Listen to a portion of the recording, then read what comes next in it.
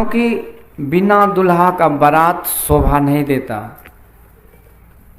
स्वागत उसको नहीं मिलता है, उसको सम्मान नहीं मिलता है। उसी तरह जीवन में जब तक ईश्वर परमात्मा की भक्ति न हो तो जीवन का कोई महत्व नहीं रहता। इसलिए आइए हम लोग थोड़ी देर तक उस परम प्रभु परमात्मा की चर्चा करें। वो ईश्वर परमात्मा कैसे हैं? तो कहते हैं उसके बारे में कोई सही नहीं बता सकता कि वो ईश्वर कैसे हैं। जैसा हम कहते हैं वो वैसा नहीं है।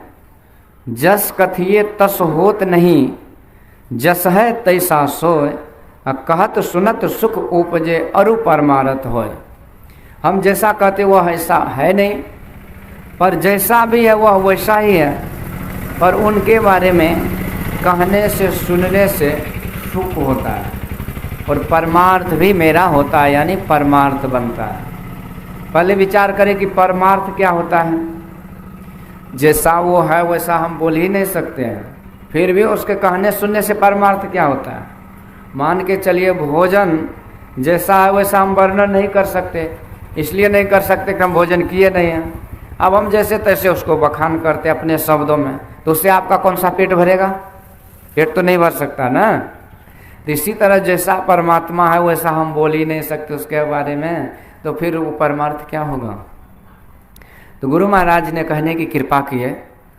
कहते जो मनुष्य इस जन्म में केवल ईश्वर को जान लेता है, वो भी केवल बुद्धि से जान लेता है, तो महाभय से बच जाता है। तो केवल जो जान लेता है कि ईश्वर कैसे है क्या है, बुद्धि से सुन करके समझ लेता है, तो वह महाभय से बच जाता है। तो महाभय क्या है?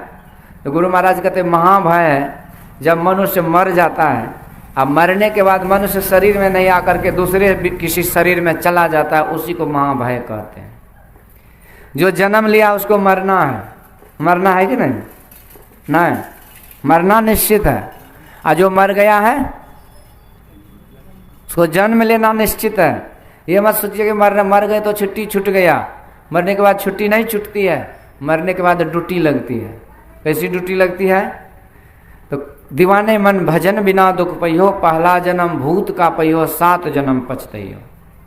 तो दूसरे तीसरे चौथे पांचवे 84 लाख प्रकार के जो शरीर है 4 खाने में, तो इसी शरीर में ये जीवात्मा झट से जाके जन्म ले लेता है। ये अस्थिर नहीं रहता। जैसे मरा के जन्मा, और जैसे जन्म लिया तो मरने की तरफ जा रहा है, और फिर मरेगा तो फिर जन्मेगा। तो ये जन्म मरण का चक्र चलता रहता है। पर ये जन्म मरण का चक्र तो ठीक है, मनुष्य शरीर तो मिला जुला के ठीक है, परंतु यदि दूसरे शरीर में चले गए तो क्या दुर्गति होगी? तो कहते हैं तेली के घर बैला होइयो, अखियन खोलसा लगइयो, आ कोस 50 घरे में चलियो, बाहर हो न पाइयो। चलना तो लेकिन बाहर होने पाएंगे, उसी तरह घुरच घुरच के घूमते रह जाएंगे।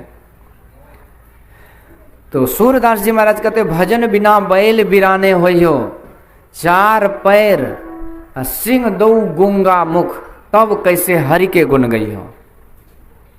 4 पैर मिलता है और 2 सिंह मिलता है, मुंह तो होता है लेकिन गूंगा होता है।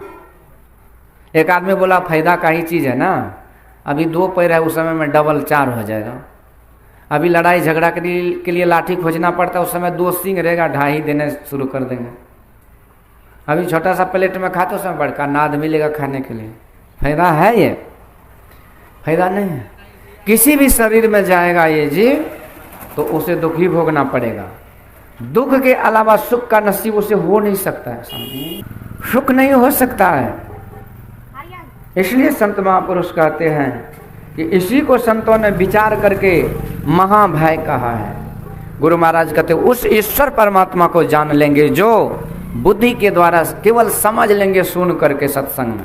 प्राप्त करना दूर की बात रही है, केवल उसको धीरे से बढ़िया से दिमाग स्थिर करके उस ईश्वर परमात्मा को सही समझ लीजिए। तो कहते इसका जो है परमार्थ क्या होता है, तो वो महाभय से बच जाता है। यानी कि फिर वो मनुष्य जब मरेगा तो जन्मेगा जरूर, पर जन्म लेगा मनुष्य शरीर में। श्री सद्गुरु महाराज।